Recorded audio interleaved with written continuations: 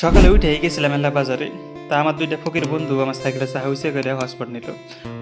বাজার থেকে বাইরে দেখি কামলা পালার উপরে চড়ে হয়ে হয়েছে। দুইটা মানুষ কাম করবো 4,000 টাকা। এই কথা শুনে তো আমার মাথা গরম হয়ে গেল গা।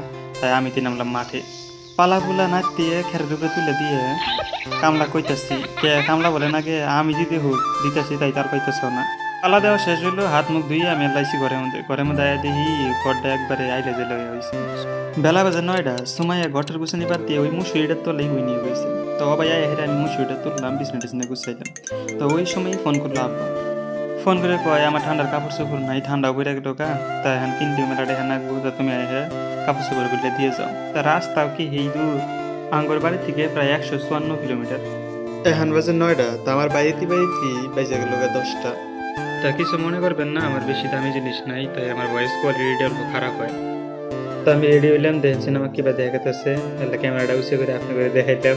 তো বাইরে ঢেরে আমার নিজেকে নিজের মতো হিরো হিরো দেখা গেতেছে, তাই পোস্ট মেরে নিলাম। কমেন্টে জানাইছেন কিবা দেখা গেতেছে। তো বাইরে ঢেরে সময় এক নিয়ে আইলাম, চারটা খাবার নিয়ে গেল। তা খাওয়া দাওয়া কইরে ঘর মুহ আইলাম। ঘরে হেরে ব্যাগ ট্যাগ গুছাইয়া আমার কাছে 500 টাকা খুচরা নাই। তা 500 টাকা আমার কাছ থেকে খুচরা নিয়ে গেলাম টোটো দরবার বাজার মুখ। তো বাজারে যাওয়ার হাতে হাতে এক টোটো হালাই আমাকে শেষ রে টোটোর মধ্যে তুলে নিয়ে তুফানগঞ্জ মহাকাতাছে। তো তুফানগঞ্জ যায় হেঁটে আমার কোচবিহারের গাড়ি ধরুন লাগবো। তা গুগল ম্যাপটা বাড়ি করে আপনি করে এলা দেখাই। আমার তুফানগঞ্জে জানি না কে নাই, সামটার মোড়ে আমার টোটোলা ধাক্কা দিয়ে নামাই দিল। আবার কোচবিহারের গাড়ি এলা টান মেরে তুলে নিল। তা আমার সামটার মোড় থেকে কোচবিহার গেতে মোটামুটি ভালোই 1-1.5 ঘন্টা সময় লাগলো।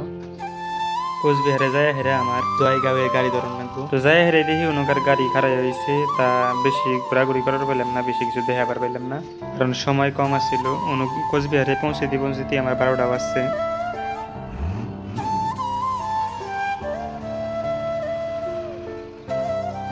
তা গাড়ির মধ্যে বয়ে থাকি থাকতে বোর হয়ে গেলাম গা। তা আধা ঘন্টা পরে গাড়িটা ছাড়লো, আমি ওই 2টা বাদামের প্যাকেট নিয়ে এলাম।